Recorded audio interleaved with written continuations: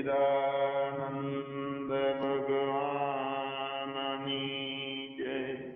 સદગુરુ દેવની જય. આપણે કાલે જે સત્સંગ ચાલતો હતો એમાં વૃત્તિનો વિષય, એટલે વૃત્તિ અલગ અલગ અલગ અલગ અલગ પ્રકારની થાય છે. તો તે વૃત્તિ નોખાપણાનો અર્થો કરે છે. જ્ઞાન તો આત્માથી જ થાય છે, પણ અનેકતા, વિવિધતા, વિચિત્રતા, એટલી જેટલી અનેક વૃત્તિઓ, વિવિધ વૃત્તિઓ અને વિચિત્ર વૃત્તિઓ, અનેક પ્રકારની વૃત્તિઓનો ખડકલો થાય છે. તો એના કારણે નોખું નોખું જગત ચિત્ર વિચિત્ર જણાય છે અને આપણે એમાં ફસાઈએ છીએ સાચું માની. તો જેમ સાપને જોઈ લીધો, પણ રાંધવાને જો જોઈ લીધીએ, ભૂલથી રસ્સીમાં સાપ દેખાવા લાગે છે, પણ જેમ રસ્સી દેખ્યા વગર સાપની નિવૃત્તિ થતી નથી, એમ પોતાના આત્મજ્ઞાન, બ્રહ્મ જ્ઞાન વગર, એટલે કે મેરે અપને સિવા કુછ નાહી, એની અંદર મિથ્યા પ્રપંચ જે છે એ જૂઠું માન્યો અને પોતાને સાચો માન્યો, આ મુખ્ય સિદ્ધાંત. તો જ્ઞાન થાય છે. તો અનેક પ્રકારની વૃત્તિઓ થઈ જાય છે. ખાટી, મોળી, તીખી, હારા નબળાના ભાવો, બન્યા મટ્યાના ભાવો, સુખ દુઃખના ભાવો, ભૂખ તરસના ભાવો, અનેકતા અને વિવિધતા રૂપે વૃત્તિઓ થાય છે. અને જીવાત્માના ભાવમાં અજ્ઞાનના કારણે પોતે વૃત્તિઓના આધારે જ્ઞાન કરી અને સાચું માની અને આ કળોતરાની જેમ નીકળવા માટે પ્રયત્નો કરે, પણ છતાં વધારે ફસાય. તો વૃત્તિઓ બની કેમ જાય છે? વૃત્તિનું અધિષ્ઠાન કોણ છે? તો આમ ગણીએ તો અજ્ઞાનથી બની જાય છે, માયાથી બની જાય છે. તો માયાને સાચી રીતે આપણે પેલા સમજીએ તો વૃત્તિ અને વૃત્તિથી થતો પ્રકાશ, વસ્તુનો પ્રકાશ, અને વૃત્તિ આવરણ બની જાય છે ત્યારે વસ્તુ જણાતી નથી. એવું ના જણાવું અને જણાવું બંનેમાં વૃત્તિ કામ કરે છે. પણ માયાથી આપણે નક્કી કરવાનું છે કે વૃત્તિનું જ્ઞાન છે તે કલ્પિત છે, કલ્પનાઓ ઊભી થઈ ગઈ છે. એના મૂળમાં શું છે? ભૂલથી કેમ છીપલામાં રૂપું દેખાણું, તો એમાં બે પ્રકારની વૃત્તિઓ બની જાય છે. જો એક તો ભૂલથી છીપલામાં રૂપું દેખાણું, તો એ છીપલું જોવો છો તો રૂપો બાદ થઈ જાય છે, કરવું પડતું નથી. પણ બજારમાં દુકાનમાંથી લાવીને રૂપાનો ચોરસો સામે પડ્યો હોય છે તો એ બાદ નથી થતો, દેખાય છે. તો બે પ્રકારની વૃત્તિ છે. એક પ્રમારૂપી વૃત્તિ કહેવાય એને, એટલે પ્રમાણ દ્વારા યથાર્થ. તો તે પ્રમાવૃત્તિ છે. પ્રમાવૃત્તિના પણ કેટલાય પ્રકારો છે અને પ્રમાણના પણ 5 પ્રકાર છે. એમ પ્રમાવૃત્તિના 5 પ્રકાર છે. પ્રમાણ એટલે શબ્દ પ્રમાણ, અનુભવ પ્રમાણ, અર્થાપત્તિ પ્રમાણ. આ 5 પ્રકારના પ્રમાણો છે. એનો અભ્યાસ આપણે ધીરે ધીરે લઈશું પાછળથી. પ્રત્યક્ષ પ્રમાણ, અનુભવ પ્રમાણ, અનુમાન પ્રમાણ, અર્થાપત્તિ, ઉપમા, આ 5 છે. એને વિગતવાર પછી લેશું. એ વૃત્તિઓ એવી 5 પ્રકારની થાય છે પ્રમાણના દ્વારા. 5 પ્રમાણથી 5 પ્રકારની વૃત્તિઓ થાય છે. હવે આપણે મુખ્ય વાત લઈએ કે એક અપ્રમા અને એક પ્રમા, બે વૃત્તિના મુખ્ય પ્રકાર છે. પ્રમારૂપ એટલે દુકાનનું રૂપું આપણને બતાવ્યું, એ પ્રમારૂપી વૃત્તિથી બતાવ્યું સાક્ષાત. ખોટું બતાવનાર જે વૃત્તિ છે એને અપ્રમા કહેવાય. ભ્રાંતિ કરીને ઊભું કરે તે અપ્રમા. અને સાચું બતાવે શીતલામાં રૂપું બતાડે તો એ પ્રમાદ વૃત્તિ નથી એને. તો એ વાત વિગતવાર લેશું. પણ આ વૃત્તિ બને છે કેમ? તો માયાથી બને છે, અવિદ્યાના કારણે બને છે. વૃત્તિ બન્યા પહેલા સંવેદના હોય છે, ખાલી પોતાના સ્વસ્વરૂપમાંથી, જેમ સમુદ્રમાંથી તરંગો અને મોજા, એમ પોતાના સ્વરૂપમાંથી સ્ફુરણાઓ સહજ રીતે થાય છે. જ્યાં સુધી એ સ્ફુરણા વૃત્તિમાં પરિણામ નથી પામતી ત્યાં સુધી એ સત્વ રૂપે હોય છે, આનંદ રૂપે હોય છે, જ્ઞાન રૂપે હોય છે સ્ફુરણાઓ બધી. પણ જ્યારે એ સ્ફુરણાઓનું વૃત્તિમાં પરિણામ પામે છે, એમાં શું ભાગ ભજવે છે તેને પણ આપણે વિગતવાર લઈશું. એમાં 3 ગુણો ભાગ ભજવે છે. તો વિગતવાર લઈશું આજે, કદાચ થોડું 5 મિનિટ વધારે લેવડાય. તો માયાને વ્યવસ્થિત રીતે સમજીએ તો ત્રણેય કાળ નથી છતાં આપણને ભૂલથી લાગે છે તેને વ્યવસ્થિત સમજી શકીએ. એટલે માયા શું છે કે ત્રણેય કાળ સાથે નિષેધ કરવા જેવી વસ્તુ છે, મિથ્યા ગણવા જેવી વસ્તુ છે, પણ એ થતી નથી. એટલે એના માટે તો મુખ્ય વાત તો મુદ્દાની વાત છે, અગત્યની વાત છે કે એ અસત્ય અને મિથ્યા લાગતી નથી. સર્વ જે કઈ જણાય છે, દેખાય છે, જેટલું જગતમાં તે વૃત્તિથી ઊભું થયેલું છે, પણ સત્તા રૂપે તો ફક્ત બ્રહ્મ જ છે. અલગ અલગના ચિત્ર વિચિત્ર જે ભાવો, જે વૃત્તિઓ છે, તે પણ હકીકતમાં તો સત્તા રૂપે બ્રહ્મ જ છે, બીજું કાંઈ છે નહીં. પણ જાદુની જેમ નોખું દેખાય છે 3 ગુણો અને દેશ અને કાળના કારણે. બાકી બીજું કાંઈ છે નહીં. તો બીજું કાંઈ છે નહીં એવો અભ્યાસ આપણામાં એવી દશા કેમ બનતી નથી મિથ્યા ભાવની? તો આપણે અજ્ઞાનમાં રહી અને અજ્ઞાનને સાચું માનીએ છીએ અને જ્ઞાન મેળવવા લાગીએ છીએ. એટલે જેને ખોટું માનવાની શરૂઆત કરી નથી એ મહત્વનું છે. ખોટું માનવાનું શરૂઆત કરવી પડશે. જે જડ છે એને વિવેકથી જડ ચેતનનો નિવેડો કરવાનો હોય, બીજું કાંઈ છે જ નહીં. તો શું છે? શાંત, મૌન, અવિકારી, અચલ, આવું બધું છું એ આપણો અભ્યાસ, સ્થિરતાનો અભ્યાસથી આ બધું કામ થાય. તો મિથ્યા કેમ થતું નથી એટલા માટે આ વિષય કાઢ્યો કે સ્થિરતાના અભ્યાસથી બધું ફરતું બંધ થાય. જેમ આપણે નાના છોકરાને 2 હાથ પકડી અને ફૂદેડી ફેરવીએ, તો ફૂદેડી ફેરવીએ છીએ ત્યાં સુધી એને બધું આખું જગત ફરતું દેખાય, અને ફૂદેડી ફેરવ્યા પછી એને ભાઈ ઉપર ઊભું રાખીએ છીએ ત્યારે કોઈ પણ જગત ફરતું દેખાતું હોય છે. પણ જ્યારે એની સ્થિરતાનો અભ્યાસ વધી જાય, ઊભો છું એવો અભ્યાસ વધી જાય છે, એટલે જગત ફરતું બંધ થઈ જાય. હકીકતમાં પોતે સ્થિરતાના અભ્યાસમાં નથી આવ્યો ત્યાં સુધી ફરતું લાગે છે ઊભો હોવા છતાંય. પેલા તો એવું લાગે કે એ ફરતો હતો એટલે જગત ફરતું દેખાતું હતું. હવે એ તો ઊભો રાખી દીધો છે એને તોય ચક્કર આવે છે, લથડીયા ખાય છે અને એને ફરતું દેખાય છે મગજ. જગત ફરતું ના દેખાય તો મન ફરતું દેખાય. પણ સ્થિરતાનો પૂરો અભ્યાસ થાય તો ફરતું બંધ થાય. તો જગત આપણને જે ચક્રાવે ચડાવે છે અને આપણે ચક્રાવે ચડી ગયા છીએ, તો સ્થિરતાનો અભ્યાસ, હવે સ્થિરતાનો અભ્યાસ થતો નથી ને એ જ મોટી માથાકૂટ છે દરેકને. તો મિથ્યા છે તેને મહત્વ આપવાનું છે, જે જૂઠું છે એના ઉપર શ્રદ્ધા કરવાની છે. મિથ્યા છે તે જાણતો હોય છતાં સ્થિરતાના અભ્યાસ વગર કોઈ ભ્રાંતિ શાંત થતી નથી, બધી ભ્રાંતિઓ ચક્રોળે ચડાવે છે.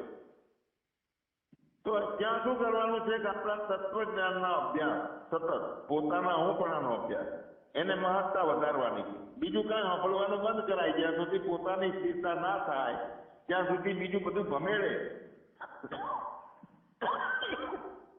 એટલે આવા તત્વજ્ઞાનના અભ્યાસ વગર ભ્રાંતિઓ બધી શાંત ના થાય અને જગત મિથ્યા ઠરે નહીં. પણ તોય સતત તો 15-20 વર્ષ યોગ વશિષ્ઠ સાંભળ્યું, બ્રહ્મસૂત્ર જોયું, ગીતા જોઈ, તોય કાંઈ મેળ આવતો નથી.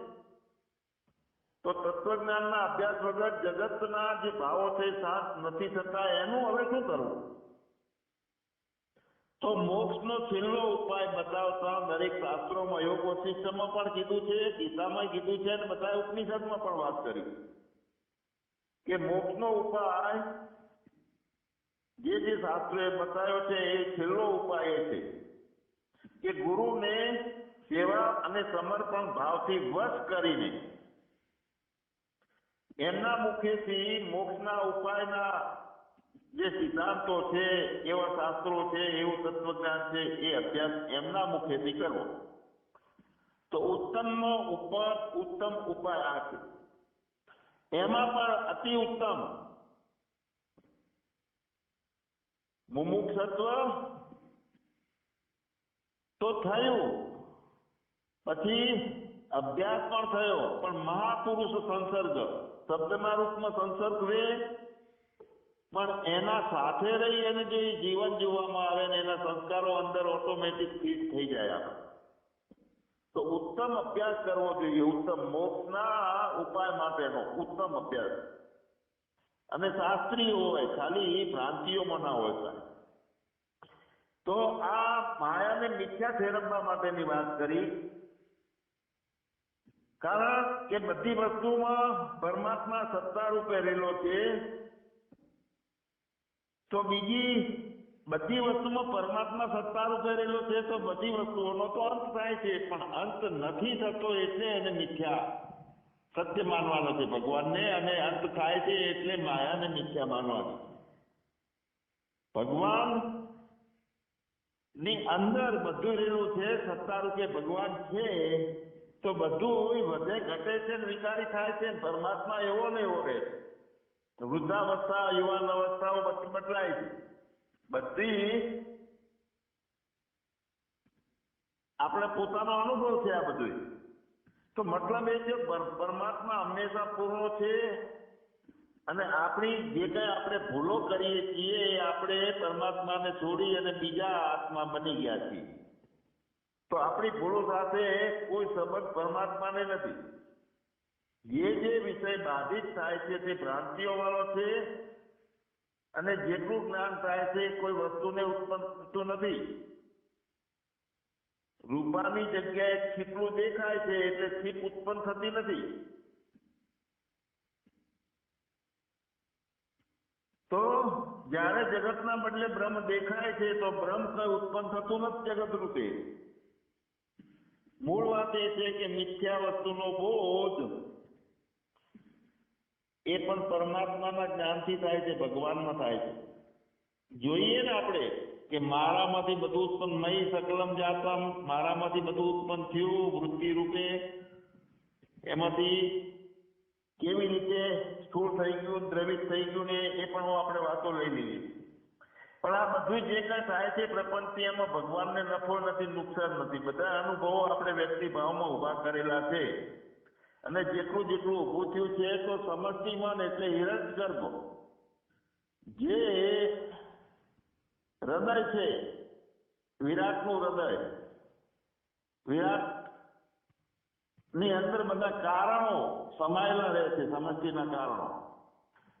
તો જે વ્યક્તિનું મન છે એમ સમષ્ટિ વિરાટનું મન છે, વિરાટની યોની છે, વિરાટનું હૃદય છે, એ અવ્યક્ત અને અપંચીકૃત છે. તો એ બધો અભ્યાસ માયાના તત્વને સમજવા માટે છે. કલ્પિત વસ્તુઓ ની ઉત્પત્તિ કે નાશ, કલ્પિત વસ્તુની ઉત્પત્તિ એ થતી નથી, નાશ એ થતો નથી. કેમ કે કલ્પિત વસ્તુઓ છે એ બધી અસત છે. અસત વસ્તુનો કોઈ દિવસ ભાવ છે નહીં, અભાવ જ છે કાયમ. નાશતે વિદ્યતે ભાવો, ના ભાવો વિદ્યતે સત. તો બ્રહ્મ જ્ઞાન વખતે જગત કોઈ નાશ પામતું નથી, પણ જગતની હયાતી ત્રણેય કાળમાં નથી એવી ખબર પડી જાય છે, એવી દશા બની જાય છે કે બધું કલ્પિત થઈ અને સપનાની જેમ ઉડી જાય છે. તો આવા માયાના તત્વને બરાબર સમજવું. તો બહુ અઘરું છે આ. અનિર્વચનીય છે એટલે તો માયા અનિર્વચનીય કીધી છે. માયા કેવી છે એનો નિર્ણય જો બરોબર થઈ જાય આપણને તો સાચી વસ્તુ તરીકે જે આપણે કંઈ પ્રાપ્ત કરવું છે તે હાથ આવે. અને ભગવાન અને બીજી માયા એવું દ્વૈત જે થઈ ગયું છે એ દ્વૈત ઓટોમેટિક અનેકતાની એકતા થઈ જાય. માયા સમજાઈ જાય તો. અને માયા સમજી જાય ને ત્યારે મનની જરૂર પડતી નથી. પછી બધું સાક્ષી ભાષ્ય થઈ જાય. મનના તરંગો બને નહીં અને જેટલું જણાય તે સાક્ષી ભાષ્ય. મનના તરંગો બને છે કે માયા ને સત્ય માની છે આપણે. તો માયા એ શું છે? તો બ્રહ્મ જ્ઞાન સિવાય માયાનો નાશ થતો નથી. એટલે કે જે ભ્રાંતિ કાળે છે એવી લાગે છે અને જ્ઞાનથી જે જ્ઞાન છે એનાથી જુદી લાગે છે. અને જે જગ્યાએ એનો બાદ થાય છે તે જગ્યાએ હોય છે માયા. એ જગ્યાએ એવી દેખાય છે, બાદ વાળી દેખાય છે. તો ઉપાધિમાં ત્રણેય કાળે માયાને મિથ્યા માનવાની છે, નિષેધ કરવાનો છે. તો નિષેધ કરવું પડે એવી છે આ માયા. કેમ કે સાચા જેવી દેખાવા છતાં સાચા જેવું કાંઈ એમાં નથી. બધું તૂટે તૂટ છે, જાદુ છે આ. તો જ્ઞાન છતાં એ પાછી જતી રહે છે, એને કાઢવી પડતી નથી. તો જે અધિષ્ઠાનમાં ત્રણેય કાળે નથી તેમાં એનો અભાવ જણાય એ રીતે વાત થઈ હોય ત્યારે આપણને કહેવાય કે માયા મિથ્યા છે, નથી, અભાવ જ છે. તો મતલબ એ શું થયો કે અત્યંતા અભાવ એવી દશા પોતાની બની જાય કે બધું જગત, ઇન્દ્રિયોના વિષયો, મિલન, એના અનુભવો અને માયાના ચિત્ર વિચિત્ર ખેલો બધું અત્યંતા ભાવ જે થાય ત્યાં તો મેરે અપને સિવા કુછ નહીં. દ્રષ્ટા અને દ્રશ્ય બે કઈ રહેતું નથી. દ્રષ્ટાનું અધિષ્ઠાન રે, દ્રશ્યનું અધિષ્ઠાન રે, પણ બે અધિષ્ઠાન બંધ થઈ જાય, એક જ પોતે સત્તા રૂપે રહે. તો આવી માયાને સમજવા માટે થોડું અપંચીકૃત અને પંચીકરણ આ બંનેને આપણે જો થોડુંક સમજીએ તો વધારે આપણને ખ્યાલ આવે. કારણ કે માયાને વ્યવસ્થિત સમજવી છે તો માયાથી વૃત્તિઓનું જે નિર્માણ થઈ ગયું છે અનેકતાનું, તો એ વૃત્તિ પણ મિથ્યા ઠરશે. એટલે પોતાનો આખી જીવાત્મા તરીકેની દશા છે એ બદલાઈ અને ચેતન આત્મા છું, બાકી બધું અત્યંત અભાવ, બધું સ્વપ્નવત, એવી એક દશા નિર્માણ થાય.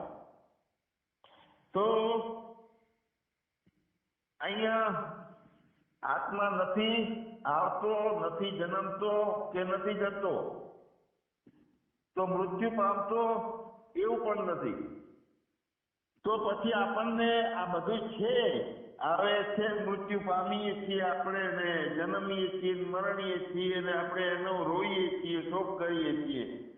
તો દરેક જગ્યાએ આ વાત કરી છે. અર્જુનને પણ કીધું છે કે જેનો શોક કરવા જેવો નથી એનો તું શોક શા માટે કરે છે? એવું વશિષ્ઠમાં કીધું છે કે હે જનક, તારા શોકનું કારણ તારું દેહનું અભિમાન છે. તો તું જરા વિચાર તો કરી લે કે તું તો નિર્ગુણ છે, ગુણાતીત છે, અને દેહ તો બધું ગુણનું કાર્ય છે. અને તું કાર્ય કારણથી ન્યારો છે, આવું યોગ વશિષ્ઠમાં જનક રાજાને કીધું. તો હવે દેહ કાર્ય અને કારણના અંદર બંધાયેલો છે. તો જે આખું સર્જન થયું, પ્રકૃતિ કે માયાનું જે કાર્ય છે તે બધું સમગ્ર ટોટલી સર્જન પ્રકૃતિ અને માયાનું કાર્ય છે. તો માયાનું કાર્ય કેવી રીતે માયાએ ઊભું થયું? માયામાં તો એના મૂળમાં 3 ગુણો છે, સત્વગુણ, રજોગુણ, તમોગુણ. અને તે 3 ગુણથી શરીર કેવી રીતે બન્યું? આ વાત બહુ વિચારથી સમજવી પડે એવી કે જેની ઉત્પત્તિ છે તે બધી માયામય છે. તો શરીરની ઉત્પત્તિ પણ માયામય છે. તો માયાના 3 ગુણ તે જે ઉત્પત્તિ થઈ છે એમાં બધામાં 3 ગુણ સમાયેલા છે. ઉત્પત્તિ થયેલી હોય એમાં જો કાયમ માટે છે એમાં નહીં. ત્રણેય ગુણ બધામાં ઓછા વધતા પ્રમાણે છે, એટલે બધું આપણને નોખી વૃત્તિઓ બને છે. પંચમહાભૂતો પહેલા જ બન્યા મૂળ રૂપે મહત પ્રકૃતિમાં, એટલે સત્વગુણ, રજોગુણ અને તમોગુણ એ પંચમહાભૂતોમાં રહેલા છે. તો પાંચ મહાભૂતો એ આમ શુદ્ધ અવસ્થામાં જ્યારે, એટલે પંચીકરણ થયા પછીના જે છે એને શુદ્ધ ના કહેવાય, તો અપંચીકૃત છે. પંચમહાભૂતો શુદ્ધ મતલબ કે આકાશ, વાયુ, અગ્નિ, જળ, પૃથ્વી, આ પાંચ મહાભૂતો. અને જ્યાં સુધી આ પાંચ મહાભૂતો શુદ્ધ સ્વરૂપે હોય છે, પંચીકરણ નથી થયેલું હોય, એમાં કોઈ ફેરફાર નથી થયેલો, એમાં કોઈ ઉમેરો થયો નથી, એમાં કોઈ સમન્વય થયો નથી, ત્યાં સુધી તે અપંચીકૃત કહેવાય છે. પાંચ મહાભૂતો પાંચમાં મળ્યા નથી. પંચીકરણ એટલે પાંચમાંથી ઓછા વધતા પ્રમાણમાં મળી જવું, પાંચમાં ફેરફાર થઈ જવા મળ્યા પછી. તો અપંચીકૃતમાં કોઈ ફેરફાર નથી થયો, એમાં પાંચ મહાભૂતો છે. તો જ્યારે આ પાંચ મહાભૂતોને એકબીજાની સાથે ભેળવવામાં આવે તો પછી એમનું પંચીકરણ થઈ ગયું, એમાં વધઘટ ચાલુ થઈ જાય. પછી ભેળવવામાં આવે ત્યારે તો માયા આ કામ કરે છે, ભેળવવાનું ત્રણ ગુણોથી. તો જ્યારે આ પાંચે શુદ્ધ હોય છે પાંચ મહાભૂતો, તો એ વખતે અપંચીકૃત પાંચ મહાભૂતોના સત્વગુણ, રજોગુણ અને તમોગુણ, એની અંદર તો ગુણો તો હોય છે. તો જ્યારે અપંચીકૃત હોય છે ત્યારે એમાંથી સત્વગુણમાંથી શું બન્યું, રજોગુણમાંથી શું બન્યું અપંચીકૃતમાં, અને તમોગુણથી શું બન્યું? તો સત્વગુણથી પાંચે પાંચ જ્ઞાનેન્દ્રિયો બની. આંખ, ચામડી, નાક, કાનની ઇન્દ્રિય અને રસનેન્દ્રિય. તો આ પાંચે પાંચ સત્વગુણમાંથી બન્યો. એટલે કયા સત્વગુણથી? પાંચેના સત્વગુણથી. આકાશના સત્વગુણથી શું બન્યું? વાયુના સત્વગુણથી ચામડી બની, અગ્નિના સત્વગુણથી આંખ બની, પૃથ્વીના સત્વગુણથી નાક બન્યું, અને પાણીના સત્વગુણના કારણે જીભ બની. આકાશના સત્વગુણથી કાન બન્યા, ઘ્રાણેન્દ્રિય બની, શ્રોત્રેન્દ્રિય. પાંચે મહાભૂતોના પાંચ સત્વગુણમાંથી પાંચ જ્ઞાનેન્દ્રિયો થઈ, અને પાંચે મહાભૂતના પાંચ રજોગુણમાંથી પાંચ કર્મેન્દ્રિયો થઈ. આકાશના રજોગુણમાંથી વાણી, વાયુના રજોગુણમાંથી હાથ બન્યો, અગ્નિથી પગ બન્યો, પૃથ્વીના રજોગુણથી ગુદા બની, અને જળના રજોગુણથી ઉપસ્થ બન્યું. તો મતલબ કે સત્વગુણના સરવાળાના મિશ્રણથી અને રજોગુણના સરવાળાના મિશ્રણથી બીજું કંઈક ઊભું થયું નવું. જો હજુ આમાં તમોગુણ તો લીધો જ નથી. તમોગુણથી શું બન્યું છે એ વાત કરીએ આપણે. પાંચે મહાભૂતોના સત્વગુણના સરવાળાથી અંતઃકરણ બન્યું, શુદ્ધ સત્વગુણથી. અને એમાં મન, બુદ્ધિ, અહંકાર, ચિત્ત આ બધું બન્યું. અને પાંચે મહાભૂતના રજોગુણના સરવાળાથી પાંચ પ્રાણ બન્યા છે. પ્રાણ, યાન, સમાન, ઉદાન અને અપાન. તો મૂળ તો આ ગુણોથી બન્યું. લાંબુ કરીને યાદ કરીએ તો સારું રે, પણ યાદ ના કરીએ તો બધી ઇન્દ્રિયો સત્વગુણમાંથી બની છે, જ્ઞાનની ઇન્દ્રિયો, રજોગુણમાંથી બની છે કર્મેન્દ્રિયો, અને પાંચ પ્રાણ બન્યા છે બધાના. પાંચે મહાભૂતોના રજોગુણો ભેગા છે એટલે પાંચ પ્રાણ બન્યા. બધા પાંચે મહાભૂતોના સત્વગુણો ભેગા થયા, એમાંથી અંતઃકરણ બની ગયું શુદ્ધ સત્વગુણમાંથી. તો આ બનાવટ થઈ અંતઃકરણ, અને એ અંતઃકરણમાંથી વૃત્તિઓ અલગ અલગ દેશ અને કાળના કારણે અને ગુણોની વધઘટના કારણે, કારણ કે પંચીકરણ થઈ ગયું, તો આ બધી રચના છે. માયાએ પછી દેશ કાળ રચીને વિચિત્રતા તેમાં પૂરી. તો હવે આપણે મુખ્ય વાત આપણે કરતા હતા વૃત્તિનું સ્વરૂપ. તો અંતઃકરણ બની ગયું પાંચે મહાભૂતોના સત્વગુણના સરવાળાથી શુદ્ધ સત્વગુણ. તો એ અંતઃકરણ બની ગયું છે તો શું બન્યું? અંતઃકરણ એટલે વૃત્તિ બની. નોખા ખંડ પડ્યા હોય વૃત્તિના તો એક મન કીધું, બુદ્ધિ કીધી, ચિત્ત કીધો, અહંકાર કીધો. તો પાંચે મહાભૂતોના સત્વગુણના સરવાળાનું પરિણામ એટલે વૃત્તિ, પરિણામ એટલે અંતઃકરણ. હવે અંતઃકરણ એ નોખી વૃત્તિના રૂપમાં છે. કેમ કે આંખે મસ્ત મજાનું ગુલાબી રંગનું ગુલાબ જોયું તો એની પાછળના કેટલા ભાવો ઉભા થાય છે. આ મને ગમ્યું, આ નાનું છે, આ મોટું છે, આની અંદર કરમાયેલું છે, આ સ્ફૂર્તિ વાળું છે.